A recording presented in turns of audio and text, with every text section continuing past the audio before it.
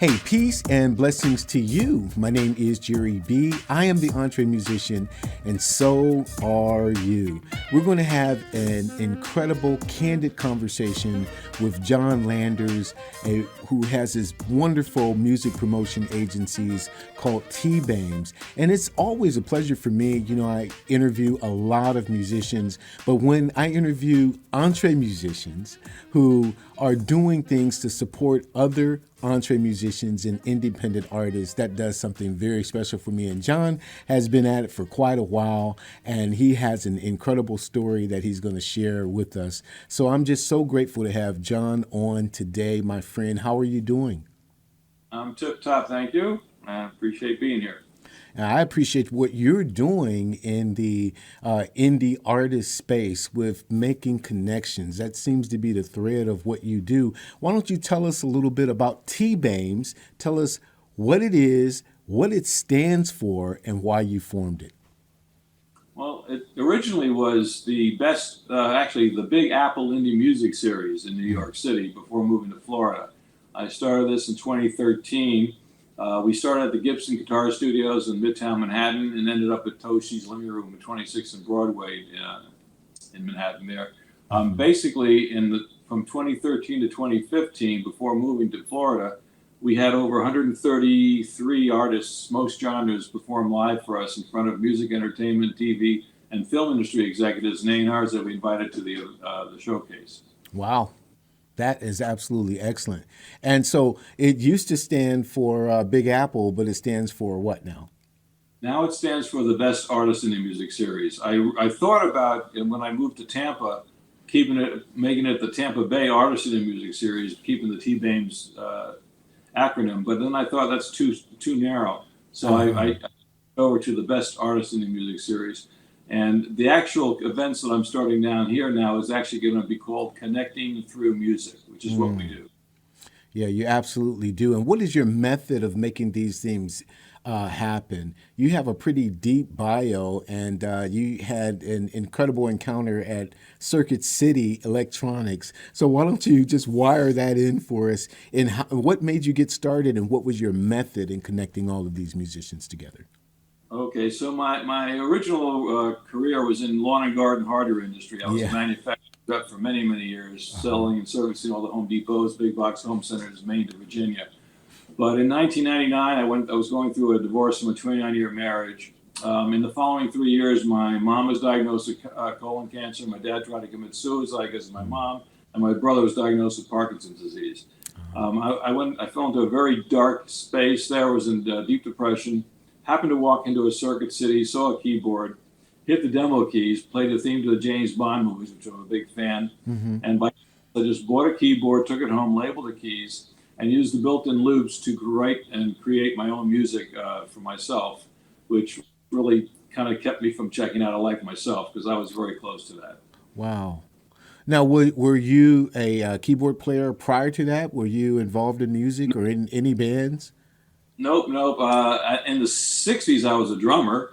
Self-taught myself drumming, but I left that for other things in life.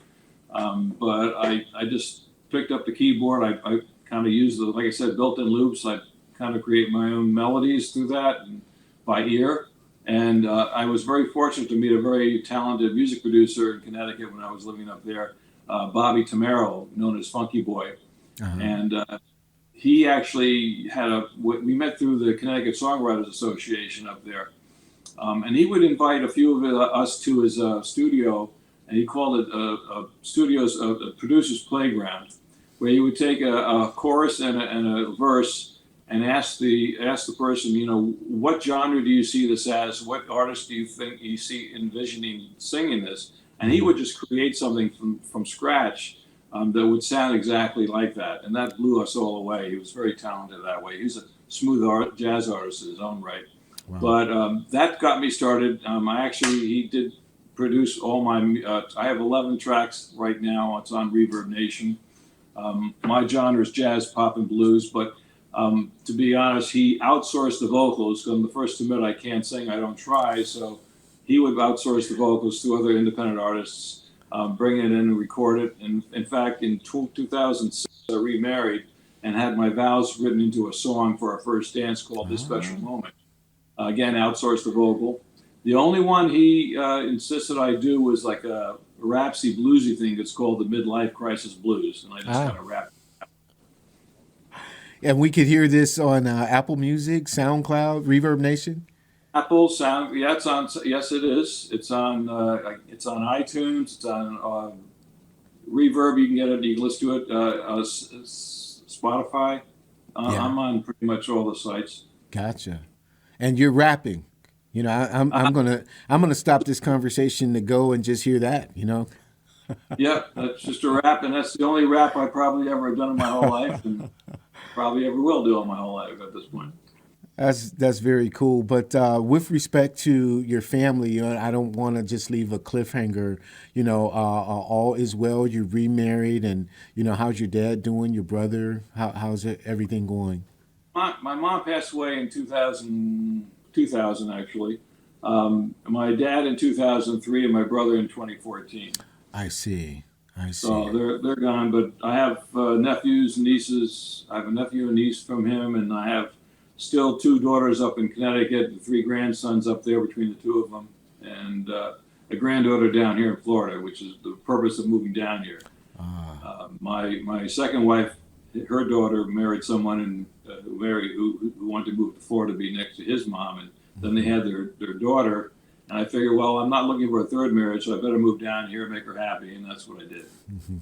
Very cool. Happy wife, happy life. Well, tell me then. You know, let's continue with that Circuit City experience with you being remarried. What was the impetus then of you actually, you know, starting this in New York, Tbaims, and saying, well, I need to connect this venue with this artist, and what was the methodology that you used to build the organization? It was kind of a slow transition. I after leaving the lawn and garden hardware industry, I ended up actually buying a graphic design business. It was called Creative Desktop at the time. And Creative Group is better. Not knowing about a Creative Group organization that, you know, works as they hire graphic designers. That was that was not in my mind at the time. But I bought an existing business that was in New Milford, Connecticut, called Creative Desktop. And even though I bought it and it was existing business, I kind of really wasn't in the right mind frame yet. I was still dealing with depression. I see. Took me a while to get through that. I ended up doing something called networking with music. That was a transition to the Big Apple Indie Music Series. I started in Danbury, Connecticut, this networking with music, where I thought I'd bring an artist in and just have them play and have all the business people in the area connected with each other as a networking event. But that led me to, no, I want to do something more than that. So I started networking.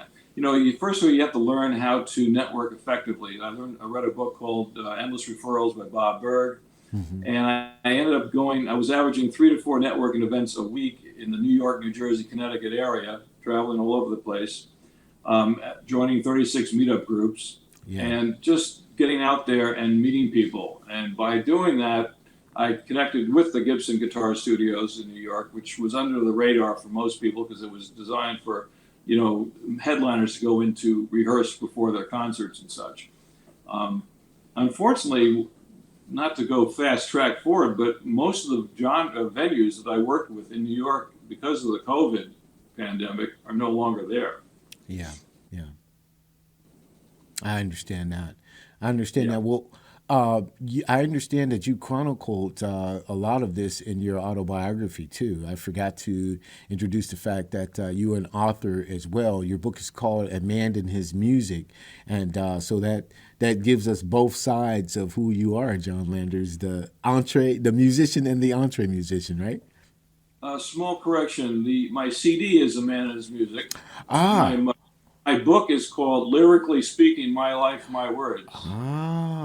My faux pas. Yeah, which is something just creative. And I came up with connecting through music as a theme because that's really what I do in terms of connecting people. I've always encouraged artists when they came to the New York, to the Big Apple, to, you know, interact with each other as well, because you never know what synergies can develop in creative processing with other artists. True. And part of the process of what we did there. Yeah. The other thing that we tried to do, we also had a, what do you call it? A music pitch session. So typically, let me just go back. So a typical showcase, I would invite up to 6 different artists coming in for an evening. They'd each do 20 minutes or 4 songs each. And I always tried to mix the genres for the evening, so it was like a buffet of music. And that was nice for everyone to enjoy in that sense. And it took me a while to learn the right way and what order to actually have these artists perform. Yeah. You know, because you don't want an acoustic player in the middle because people tend to kind of lose their interest and move away. You're going to start acoustic and work up to a high, you know, upbeat kind High of energy. music. Yeah. Keep them in there. Yeah, no, that's absolutely excellent. So, with respect to the book, what do you talk about? Is it more personal, or is it more in how you've built, the organization and in the direction that you're going? Actually, the book is a compilation of material that I've written since high school that I could have been lyrics for a song or what have you, but it's just a whole compilation of things that I wrote over the years. I just wanted to keep, compile into one source. I actually wrote a short story that's part of that as well. That's in there. It's a fiction, but it's just my thoughts and my processing and growing up in a crazy world that we live. I mean, I grew up in the '60s, so it was, I went to a high school, which was a co-educational boarding school in upstate New York. We had Timothy Leary's daughter there, Susan, and a lot of eclectic people went to that high school. And it was like a family. I mean, my class was only like 26 students. Wow. All 9, 10th, 11th, 12th, all 4 grades, maybe a total of 120 some odd students. So it was kind of a family. In fact, after my divorce, I wanted to get back in connection with my family, and I actually organized a few high school reunions back at the campus. I see. I did 3 of those out of I almost did 4 of them, I guess. But it just was my way of also helping myself get through my depression and understanding myself better. Yeah, I can dig that. Now, on your website, you say that you're a music promotion agency, but I also see that you're a consulting agent as well. And the question that comes to mind is, do you think that an artist or songwriter would need a consultant over having personal management in his or her career? Or, if they have a personal manager who's doing that, I think I know the answer to it, but I wanted to know what your perspective was. Is this consultancy for those artists who don't have any management and just need direction, or how do you view it? I think it's more for direction. I try to teach the artists to really learn the business side of this industry for their own good. Labels are not as important today as they were 20 years ago or 10 years ago. Absolutely. Because of that, there are other resource ways of building your own career. Obviously, you need to get out there and perform live as much as possible to get paid gigs. Maybe a track on a TV or film, track would be good for that income. But it's really performing live, but also who you connect with. There are a lot of sharks out there who will promise a lot of things to these artists and never come through with what they offer. It's true. The red light I advise them: if you ever see a website that has no phone number where you can contact the person that's behind it, has no information about who is behind it and what their backgrounds are, chances are whatever they're promising you is not going to come through, because you need to have transparency in terms of connecting with the people behind those websites. That's right. That's one of the things I learned very quickly in this industry. There's a lot of sharks out there. Absolutely. But I do connect with people like gigmore.com, which is a great place to find gigs. That's gigmor.com. There's gigsalad.com. There's gigmit, gigmit.com for European touring for gigs. I think it's important that when you do start to do gigs, you're on bands in town to promote your gigs on that. There's a lot of resources out there that help and support the artists, but the ones that do it really well. And I try to give, I offer that for free advice to anyone that contacts me, because I'm just here to help them. They got to be guided properly in this industry, because there's a lot out there that would make them go south. Yeah, no, I understand. I understand that very well now. So then, do you have artists that you've signed to your promotion agency, or how does that work when someone, preferably from Florida, gets in contact with you? What does that process look like? How do you walk through that connection with them, getting them into venues, etc.? Well, to work with the artists, I look at four criteria, even to start with, if they're in the right place. And this is how I choose the artists for my showcase. So I look at stage presence, how well they engage the audience, the ability to sing on key without apps like auto-tune, and originality material. Good. If they don't have those key features, then I can offer them guidance in terms of referring them to artist development agencies that can help them with those parts of their career. Yeah. Vocal coaches, any of that, to teach them stage presence, teach that. I'm connected with a few different good artist development agencies that I refer to them. As far as signing them, I'm not really, at this point, I'm not really a label or signing. I'm here just to support them. If I can refer them to the right people to help them with their careers, that's what I do, and I'm careful of who I refer them to. That's good. That's really what I do right now. And my vision with Tbaims and the showcases is, first of all, it's a family of artists. Whenever any of the artists who perform for me from New York to here, they are permanently part of my family. So anytime I hear an opportunity for them to perform, they get notified. And in addition to that, what I'm now planning is to build a family of venues that will support and provide them an opportunity to perform live in their areas. Yeah. Because my big challenge down here in Florida so far, and I've been here for several years now, most venues want cover bands and tribute bands, and that's their comfort zone. Yeah, right. That's just not what I'm looking for. So I'm now one venue at a time. I'm actually building out now where once a month they provide the space, and we bring in the 6 artists to perform the live original material for these people to listen to for the first time. That's the way I want to see this develop. And then once we have a family of venues across the country, which is my goal, then I can send all these family of artists that we have in our family on a tour throughout the whole country and have their own personal tour ongoing, so they can organically build their fan base. That's something like the Motown Review from the 60s, where you have all of the artists traveling and doing sort of the country. That's what Motown did, here in the States before they sent all of those icons out to Europe. Interesting concept. Yeah. I mean, I'd be open for another American Bandstand. I think that was the best concept back in the day. I grew up with that. My best friend's uncle was Dick Clark's manager back in the day, so wow. I was into that as well. Yeah, no, that's absolutely excellent. But getting back to something that you said in your response, is the comfortability for the venues to book the tribute and the cover bands, because that's steady money, for them from that perspective. And then having the passion to look for the artist who is very original and maybe the next whomever because of the originality of their work, that's a passion of yours. And how do you see navigating the challenge to making sure that the venue can appreciate the originality of the artist over just, they're a tribute band and sign here?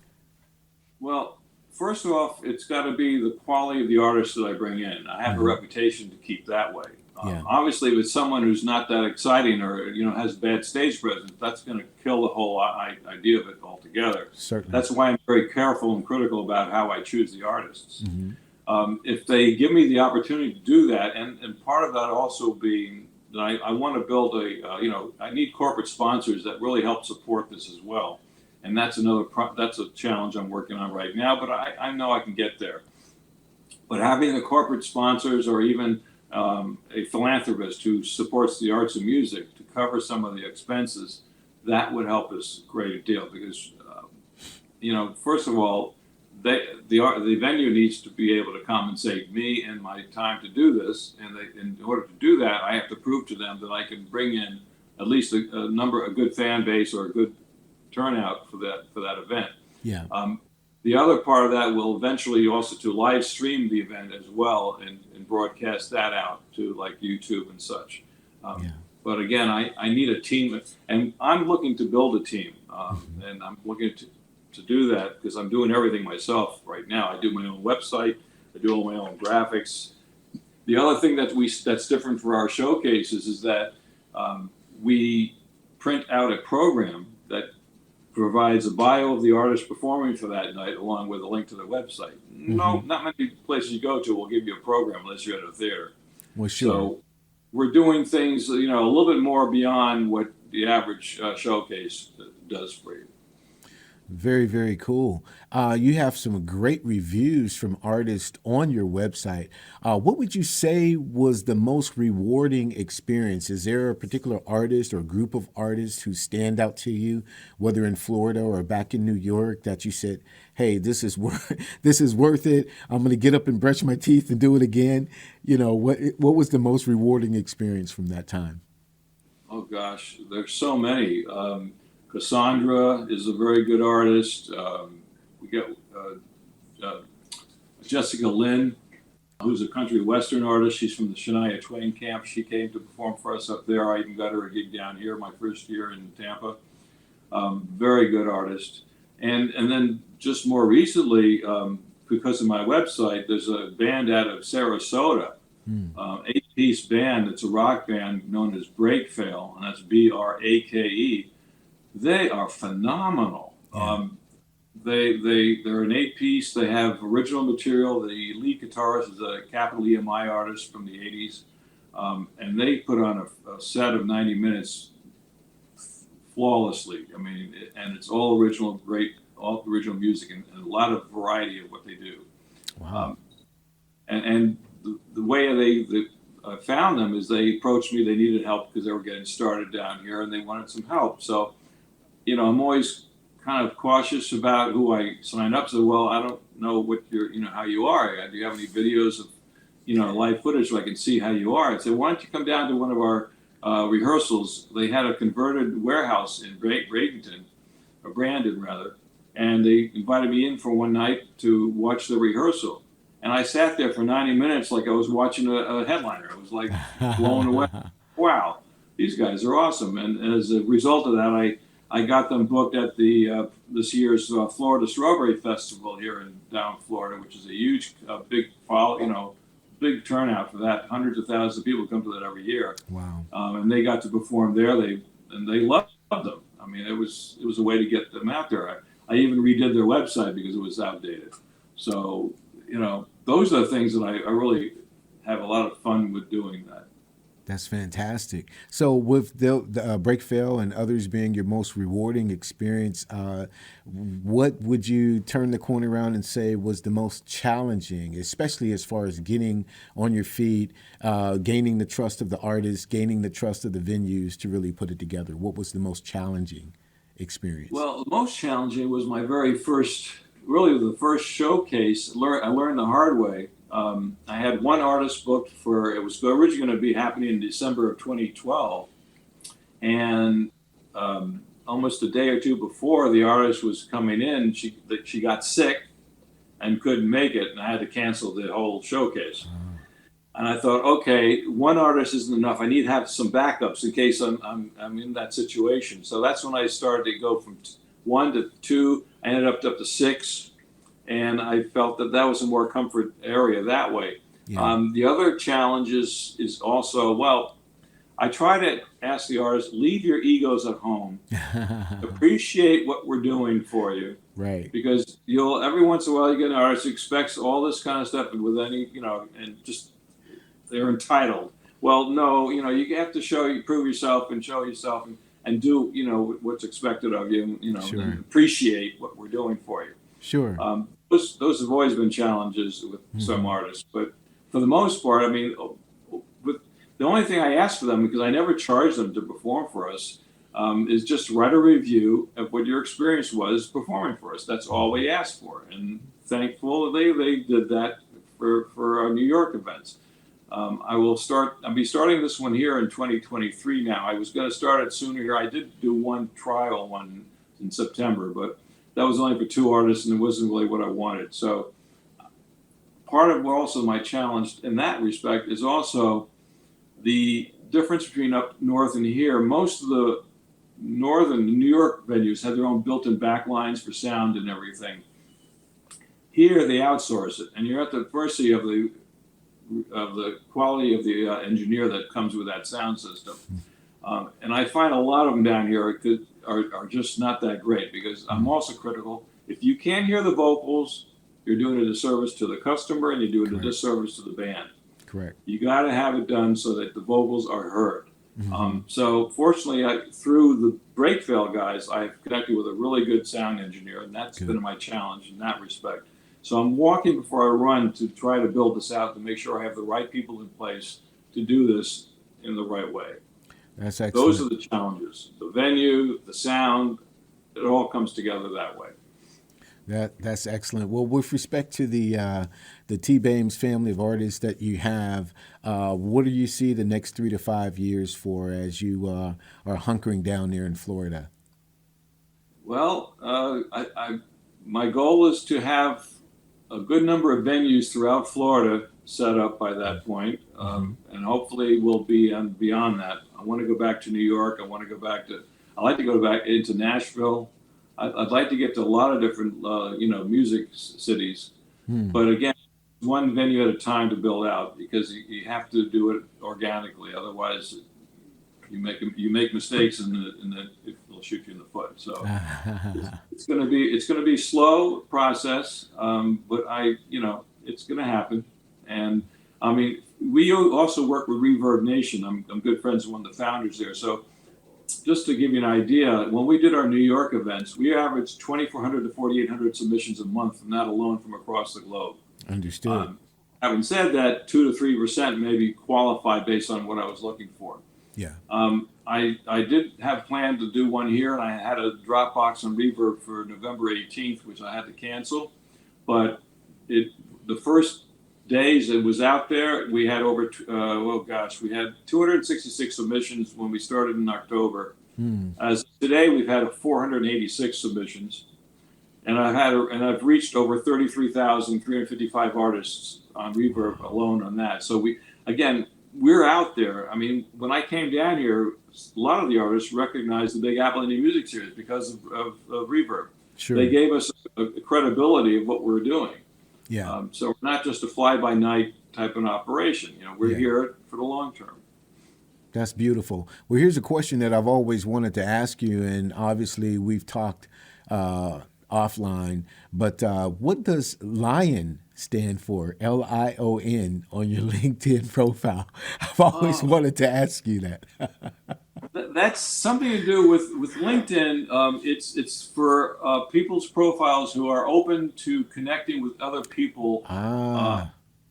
It shows that you're open to connecting with people that are interested in meeting you. It's something I like to do, but again, you still have to be careful of who you bring into and accept. Sure. Because, I have one example I would like to mention. This one guy that had a great profile, looked really very impressive, had all these, he said he created these musics with all these well-known icons, turned out to be totally false. You have to do your due diligence, even with LinkedIn, with profiles. I guess that can happen anywhere. You got to be careful, because there are people out there that just claim a lot of things, and they're all BS. Correct. And it's a learning curve. But LION is a good thing, because a lot of more people. In LinkedIn alone, I'm connected to over 4,000 globally. Yeah, absolutely. That I know, and I know are really good people. Yeah, it's a great platform, and I found on the platforms that I am on, LinkedIn is the most engaging for me personally. So that's how you and I hooked up, and just And grateful I that we're real. and I also even advise the music artists to get the profile LinkedIn because they can connect with people that way. Sure. Oh, and another thing I tell them about a backdoor way into getting their music onto soundtrack for TV and film. I tell them go to stage32.com. Now because it's like a Facebook for producers and directors in the industry. Yeah. That's a great way to get in. You don't have to compete with Music Submit or Music to Deal or Sonic Bids, Taxi. Yeah. You're going to backdoor and getting more exposed that way than having to compete with all the other people out there that are on those other sites. Absolutely. That's absolutely wonderful, man. You've given us some not only great advice, but shared your heart about your mission, why you're passionate about it, and I love people who are connectors. I feel like I'm a born connector, and I like to make introductions for real conversations that lead to real connections and collaboration. So, John, that was the one thing that was magnetic about you. Now, I know that you've done a tremendous amount of interviews, and usually there's a canned set of questions for you, but perhaps you approach this interview thinking, I know Jerry's going to ask me this question, and for some reason I haven't asked that question. Can you answer the unasked question? Depends what that question is. And that's it. That's the whole point of it, because maybe you thought I was going to ask you something and I did not. I have I'm open. If I don't have the answer, I'll say I don't know, and I'll find out what the answer is. That's all. So, the old saying, you don't know what you don't know. Absolutely. Well, is there anything that you want to add that you feel I've left out and I haven't asked? Well, can't think of anything, but if I do, I'll We'll do a part two, right? Yeah, I'm open. I mean, I just love what I do, and I meet some really good talent. My next event will be in February. I've decided already not to do January, and reason being is that there's an artist in Maine that I absolutely am very impressed with. He's only in his 20s, and he's very talented. He's a great songwriter, a great entertainer on stage, and he just comes with a keyboard and a guitar, Wow. and he'll do Billy Joel or Elton John, and then mix in his original stuff and blow people away. Wow. That's something I'm looking very forward to having him down here. In fact, I'm going to end up booking him in other venues around Florida while he's down here for the month of February. That's excellent. I'm really excited about that. But it's amazing how many other people I'm actually meeting in talent this way. Oh, and there's another site that I just got onto, which is really unique. It's called groover.co. And in there, people like me will get a track to review. And you just give them a feedback on the review, and actually you're compensated a pound UK for every review you do. Wow. But it's another way to connect with artists that you may not have connected with otherwise. That's a really good site for you to check out. Groover.co is a really interesting. And another site I'd like to share is a new startup called live.space that's going to compete with sites like Twitcher or whatever that is, where the artist keeps 85% of any income stream that he makes, that he's able to build on that site versus 50% on someone else's. That's excellent. That's a really good site. I'm always finding all this stuff new that's coming out, and I'm always in touch and on my ear is open for anything new in technology that would help in that respect. Well, that's excellent, John, and I certainly appreciate the time that you gave us today here on The Entre Musician. And I know this won't be our last conversation. In fact, I'm going to have you on our sister show, which is Artist Impact, so that you can be a panelist for some of the independent artists that we bring on that one as well. So I appreciate your heart, man. I appreciate your passion and the people that you've introduced me to, including the gentleman from Breakville. So we're going to make that happen as well. So thank you, man. And we look forward to seeing you next time. This is Jon Landers from Tbaims, and you can go to tbaims.com and find out more about him, more about his passion, their mission, the consultancy, which I think you should check into, especially if you're an artist and you do not have personal management. You definitely want to look up tbaims.com. All of the information will be in the description box below so that you can avail yourself to this great agency. And as I always say, like, share, and talk about The Entre Musician as much as you can. You got to tell 15 people you know and maybe 12 that you don't, that you hang out with theentremusician.com. Give them this video. Tell them more about Jon Landers, and we'll see you again next time. My name is Jerry B. I am The Entre Musician, but most importantly, so are you. God bless.